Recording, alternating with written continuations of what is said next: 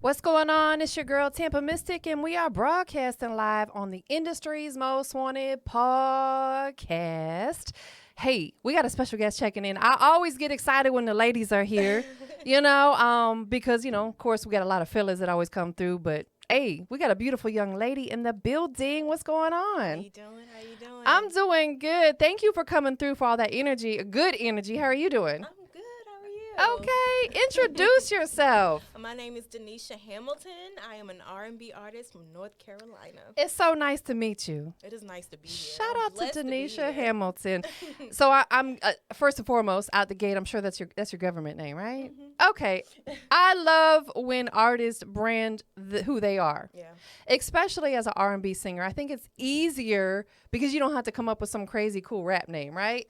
Right. You a trap rapper. You don't want to use your government Just go name. with the name that I'm born with. Right, absolutely. I always like our listeners to understand your journey because you probably put a whole lot of work in to get to where you're at right now. Oh, yeah. So let's take it all the way back. You grew up in the Carolinas. Right, that's right. I grew up in North Carolina, Aurora, North Carolina. That's the eastern part of North Carolina. Okay, take us back. Talk to us. What was it like growing up there? My goodness. So Aurora is so small. It's like a family. It's like a village.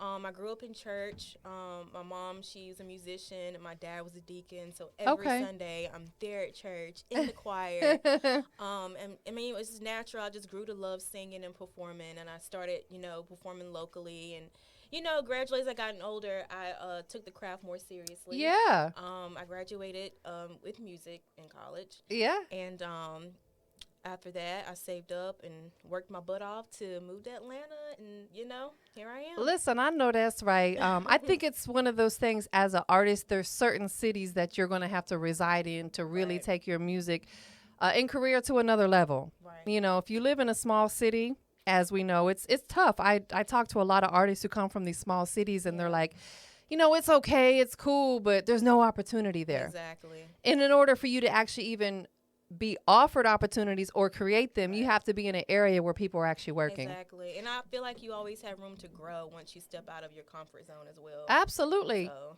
And the other thing too that I've learned about this journey is, I've been in Atlanta since 2013. I moved here from Tampa. Is that in order to really put on for your city, sometimes you have to leave your city. And understand like, okay, I'm living in Atlanta now, but I'm always represent for home. Right. And then that's when people really start tuning in with you when they see what you got going on. Right. That's what I'm talking about. So music has always been a passion for you then? Always. And performing as a whole, because I love theater too. Okay. So, yeah, I love theater. So, performing. So let's talk about, let's take it back. You were singing in church in the choir. When did you really discover you had a voice? My mom pushed me to do a solo that I didn't want to do. I was probably around like 7. And I can't even remember the song, but I remember going up there and everything just kind of like blacked out. And I just started, singing from my heart. And then I looked up and I seen my mama like, girl, is that you singing like that? Is that you? All that just came out of you? Right. My mom was like, you can really sing. I was like, I guess I can I? Yeah. So I kind of went on from there. That's so dope. So when you really figured out you could sing, what were some of your favorite songs to sing back then? Do you remember? Oh, my goodness. Amazing Grace. I'm from Baptist, so we sing like old hymns. So yeah, if I call them out, you probably wouldn't know. But yeah, we did old hymns and stuff. So when did you start writing?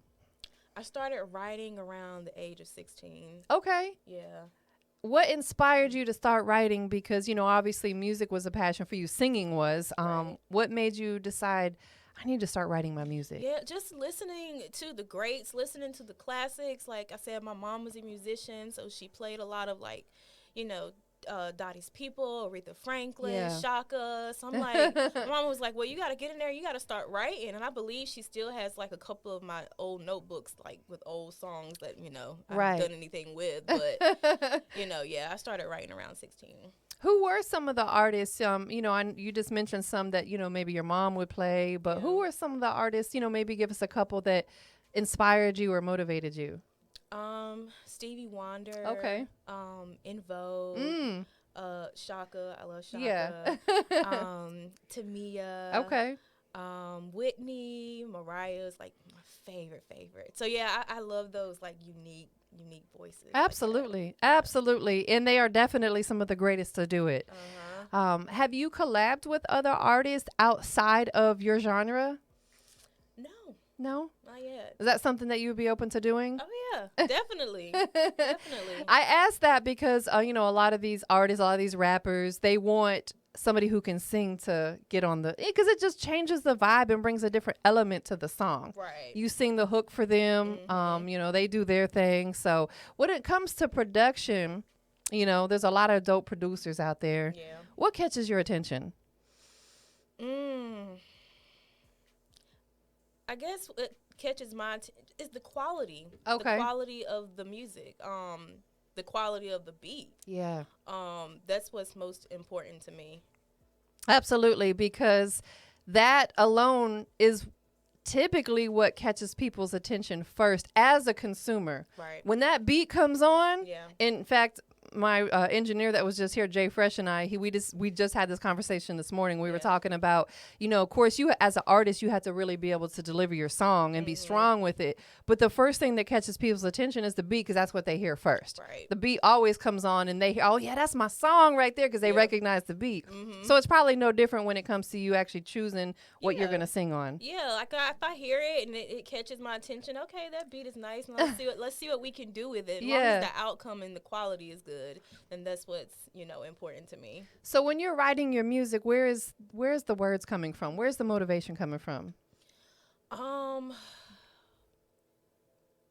I just try to think of different topics, different situations, and I come up with the melody first, and then I put words to it. If this go, does that go? And then I let someone else listen to it.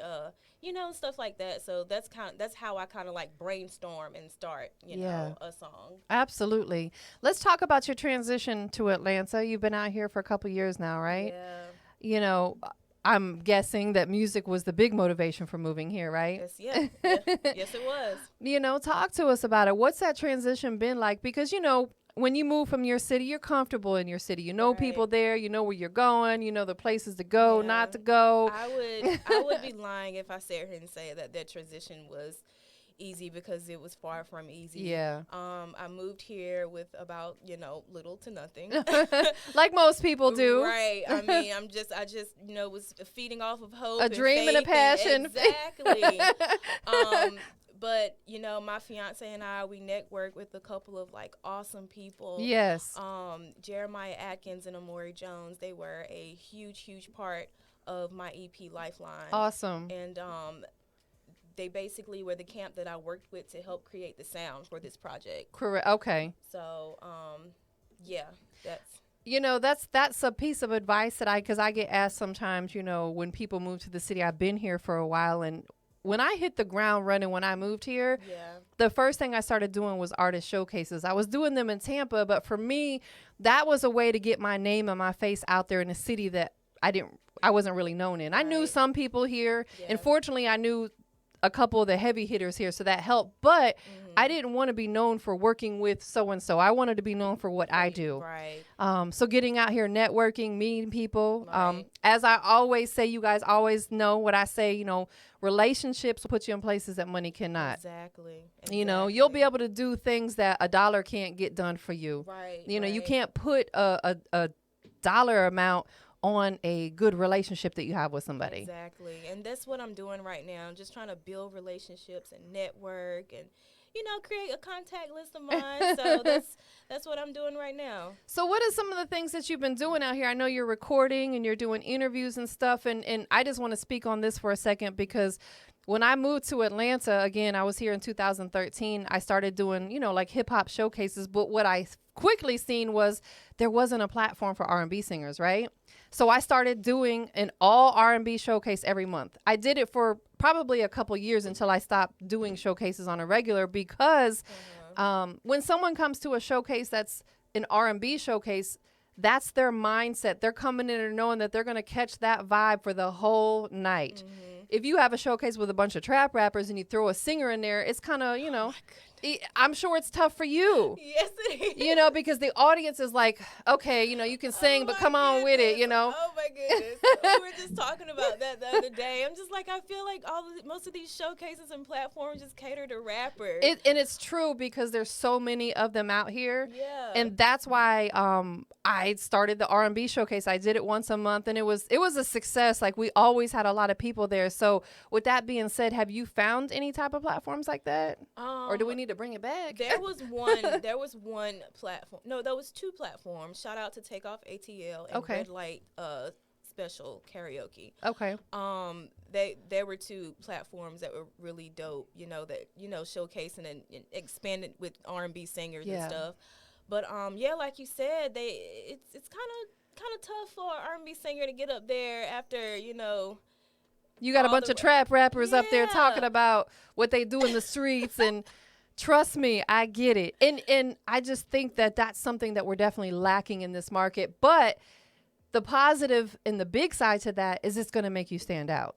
Right. It's gonna. That's the way I look at it. It's not only gonna make you work harder because you're like, I gotta really figure out a way to get my name and my face out there, because this market does really cater to rappers. But it's also, you know, on the positive side of that, it's gonna really make you stand out. Right. You know, because you're different. And that's the whole goal. We don't want to fit in. We want to stand out, right? You want to be yourself, right? But you also want to stand out from everybody else. Right. Yep. Have you put any full albums out? Not yet. No. Okay, working on singles. That's the way to do it. Right, working on singles. So, yeah, this EP is just a 5-song, you know, project that showcases my talent and kind of introduces, you know, who I am as an artist and as a person. Absolutely, and that's what you're supposed to do, and I'm glad that you said that, because we're going to talk about that. You know, when an artist is on the rise, you don't ever want to give them too much on a full project, whether it's an EP or album, because people have a short attention span. I don't care how great and dope your music is. Right. If I can't listen to it on the ride home, I might not catch the whole thing. You get what I'm saying? So giving them an EP is amazing, because, you know, you're probably keeping it, you know, somewhere in the 15 to 20 minute range total, you know, with all your songs, and that's the way to do it. What are some of the things coming into 2022? You know, I always like to talk about goals. People know I'm not big on making resolutions because they get broken all the time, like usually within a day or two or a month. But we have to set ourselves goals, because that's personal for us. Right. You know, when you make resolutions, you usually tend to throw it out there. Yeah, no. When you set a goal, it's personal for you. Right. You're holding yourself accountable. Exactly. What are some of your goals for 2022? Some of my goals for next year would to be like, I want to create more visuals. Okay.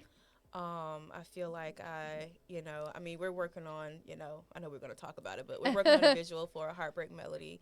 But I do want to do more visuals and all around just, you know, keep my mental healthy.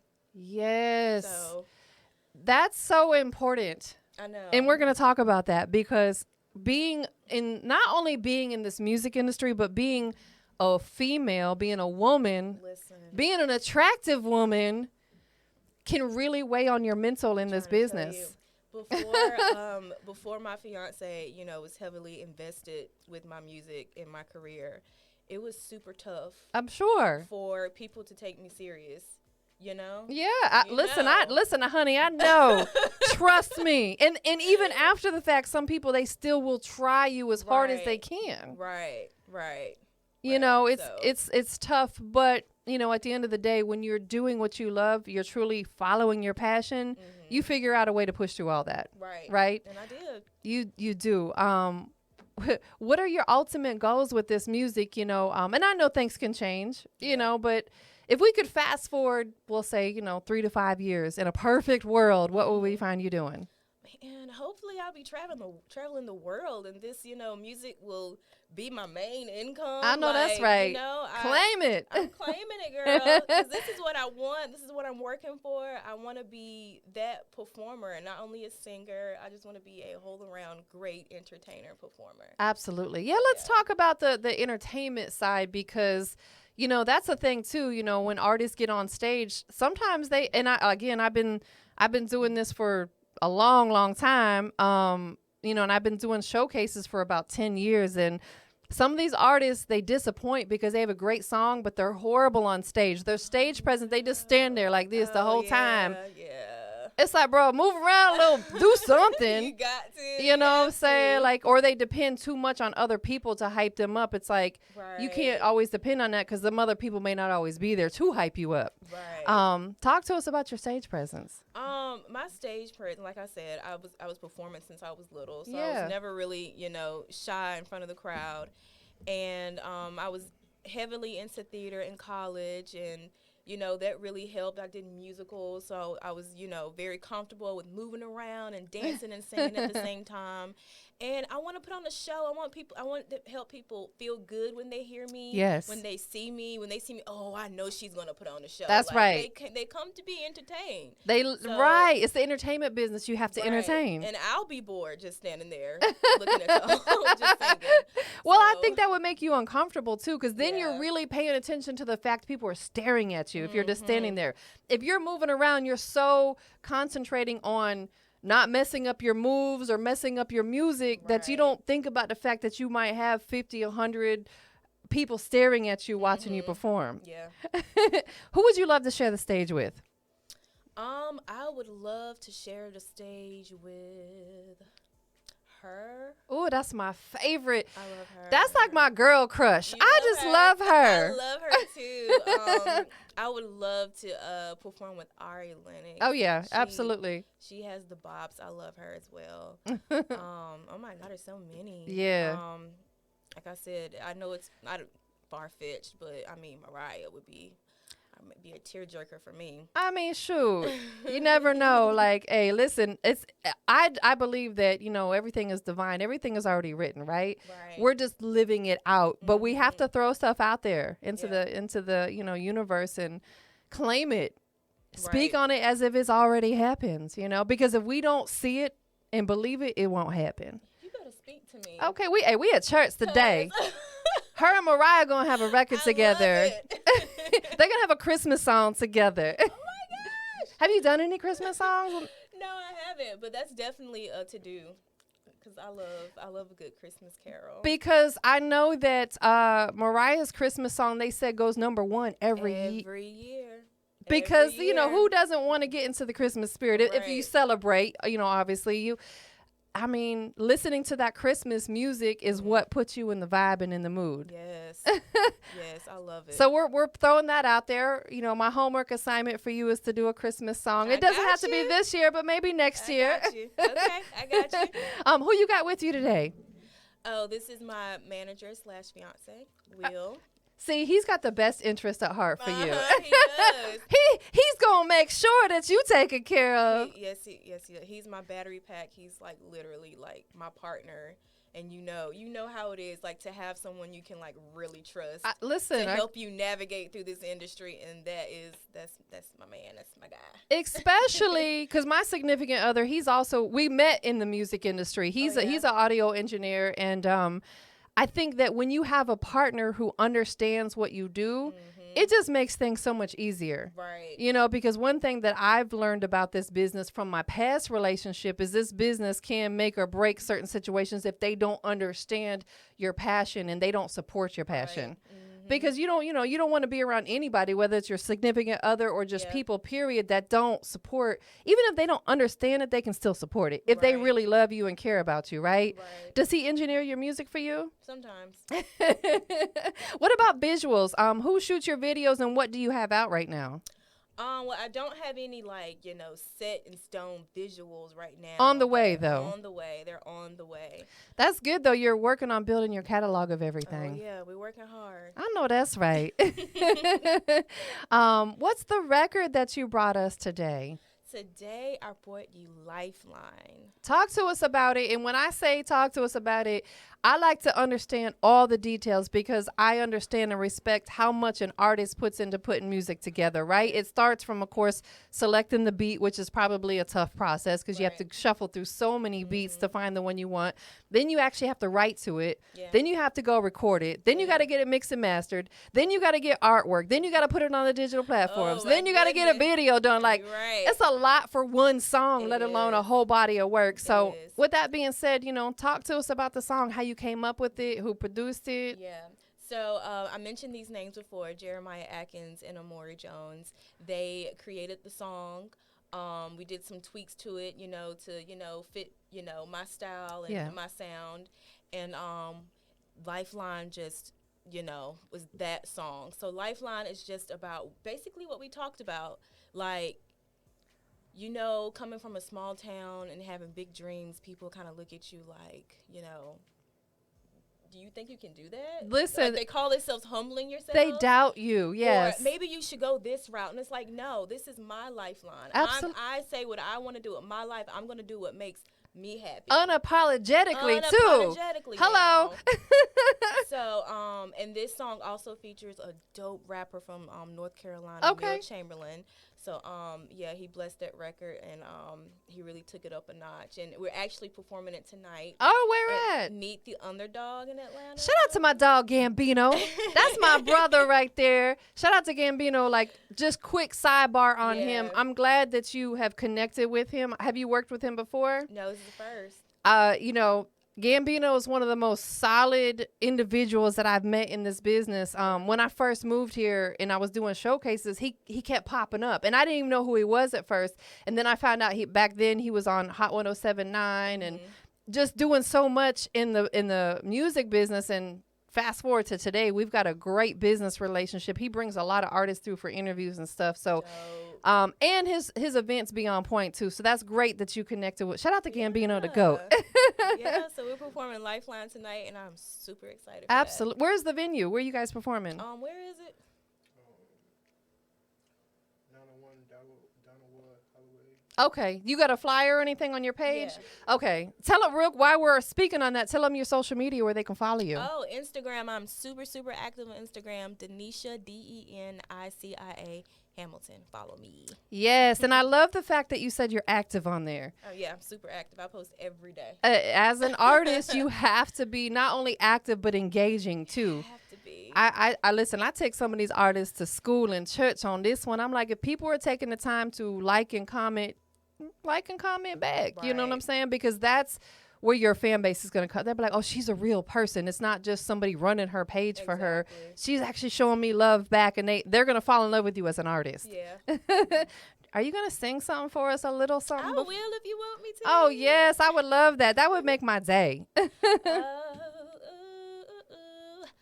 I thought that I was free, but I still find your memory walking through my dreams,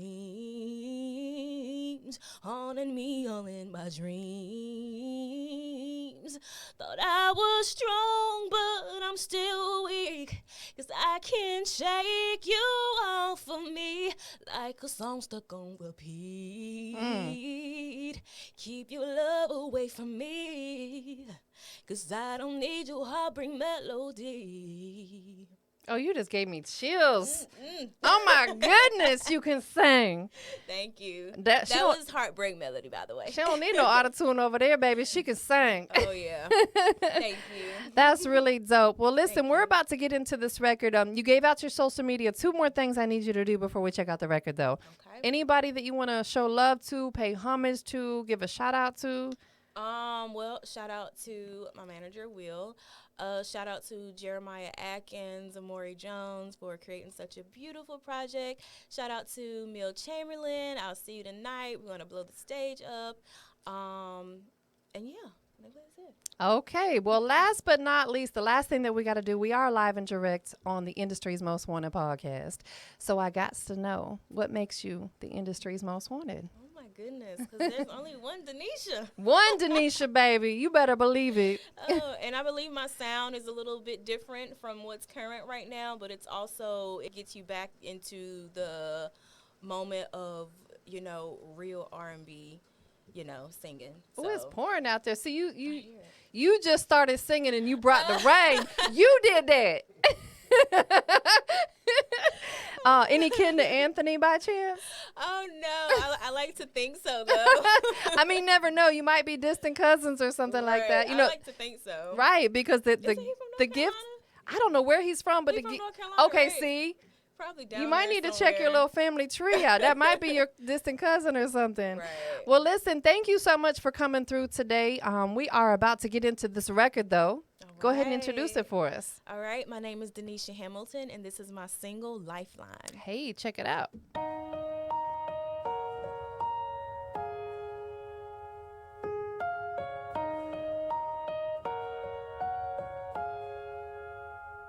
If you had to walk the cold December, I'll be right there to walk to. If you had too much and your bones were limber, I'll wear the burden for you. But if I sit down into a hole, I know you cover me up so that I won't ever get through. And I know I said you can lean on me,